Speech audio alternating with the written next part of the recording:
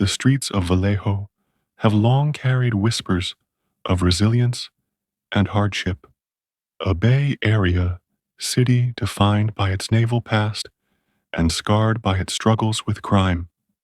But nothing in its recent memory had prepared the community for the haunting discovery that emerged at the end of September 2025. The case of a missing woman turned into one of the most grotesque stories in California's true crime record. Behind the concealed walls of a ramshackle property, investigators would find what they had first missed: a secret compartment hiding the body of 28-year-old Renia Lewis. Renea's life, full of promise and connection, had ended in brutality. Her fate was sealed not in some remote wilderness or foreign land, but in the middle of a residential block, a place where children ride bikes and neighbors go about their daily routines, never suspecting a nightmare was unfolding behind boarded windows. To understand the horror of that attic discovery, we must first know Renia herself. She was not a faceless victim. Friends described her as a woman whose laughter filled a room. She carried ambition from Berkeley into broader circles. She held a deep bond with her mother, Terry, and her extended family, who all insisted she was dependable, responsible, and not someone who would vanish without explanation. Renia loved music. She kept up with social media. She enjoyed visiting Vallejo to see friends. And she had plans for the future, plans that left her family convinced she would never abandon them, willingly. The last confirmed contact came near the final weekend of September. Renia exchanged casual texts with loved ones, nothing hinting at danger. Yet by Sunday, silence had fallen. Her phone went unanswered. Her presence was absent. Her digital footprint narrowed to a chilling clue. Her cell phone pinged near a neighborhood school in Vallejo. When family members traced it, they found the device tossed onto a rooftop. It looked deliberately discarded to delay discovery, a sinister act pointing toward foul play. That Sunday, panic gripped her mother. She filed the official missing person report with Vallejo police. By Monday, the state activated an Ebony Alert, California's system dedicated to missing Black women and children. Renia's name flooded headlines and Facebook groups. It was a desperate plea for vigilance that underscored the urgency. Investigators quickly triangulated her last known movements. They honed in on a property on 14th Street, an aging structure rumored to be occupied by squatters and cluttered with hoarded belongings. In their first search, police walked through dim rooms, checked under beds and inside closets, but found nothing overt. Nothing screamed abduction or violence. So, they left. The family was frustrated. They clung to hope she might still be alive elsewhere. Yet questions swirled. Why did her digital trail end in that neighborhood? Why was her phone discarded like evidence? And most chilling of all, why did neighbors recall seeing a man pacing near the home, but never Renia herself? In those first days, early leads trickled in. Red herrings misdirected the investigation. Some suggested she had gone willingly with someone she knew. Others theorized she had left voluntarily. But her family dismissed that outright. They insisted she would never abandon her life or her young relatives. The property itself became a source of speculation. Locals described it as filthy, unsafe, filled with broken windows and hidden nooks, a place few dared to step inside. Theories multiplied: strangers in Vallejo's industrial corners, traffickers, predators. Social media posts amplified rumors: sightings at bus stations, vague mentions of rideshare cars. None of it checked out.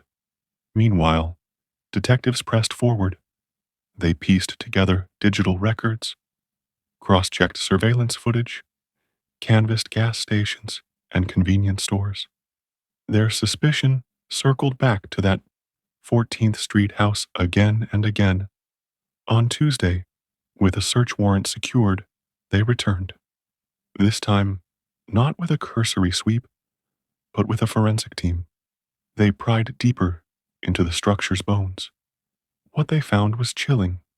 Behind drywall in a detached unit's attic, concealed with boards and debris, was a secret compartment, a cavity deliberately constructed or adapted to hide something.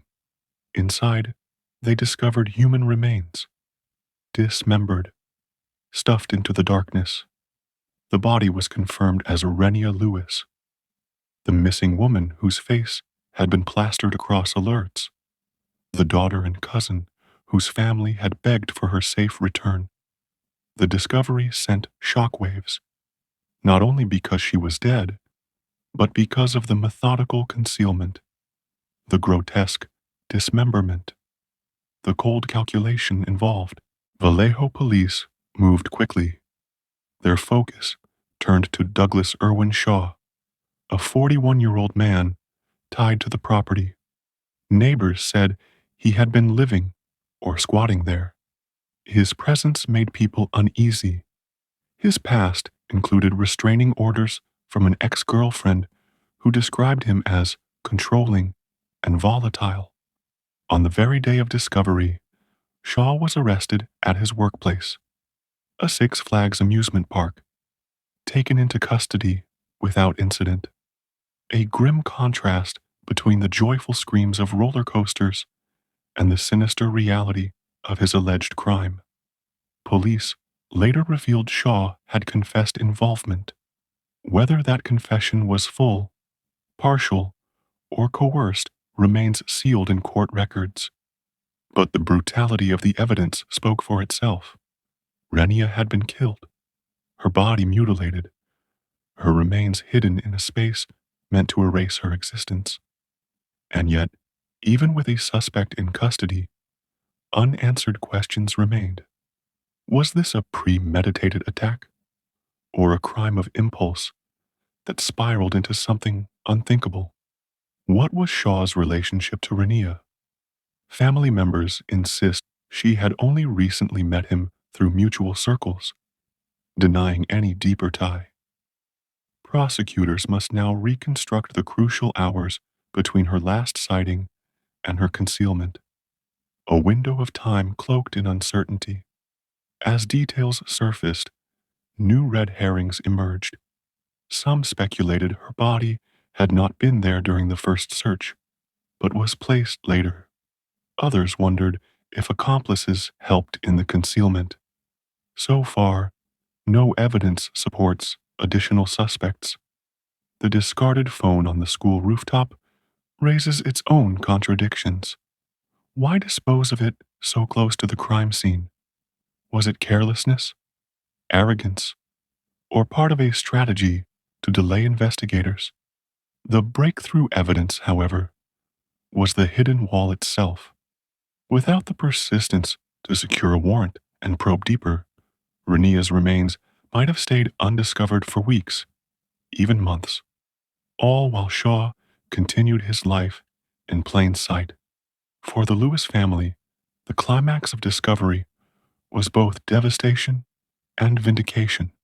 They had insisted from the start that Renia would not vanish willingly, and the concealed attic proved them right in the most horrific way imaginable.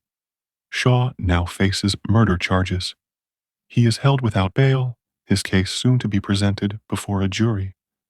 But justice, though moving, feels slow and inadequate against the brutality of what was done. Community leaders in Vallejo called it a heinous, senseless act of violence. Police Chief Jason Ta acknowledged both the heartbreak and the exhaustive work that led to resolution. Yet critics ask how the first search could have missed the signs.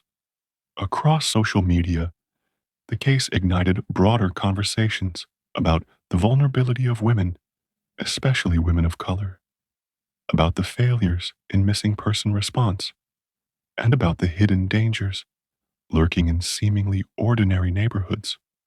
For Renia's mother, the grief is unbearable, yet laced with determination.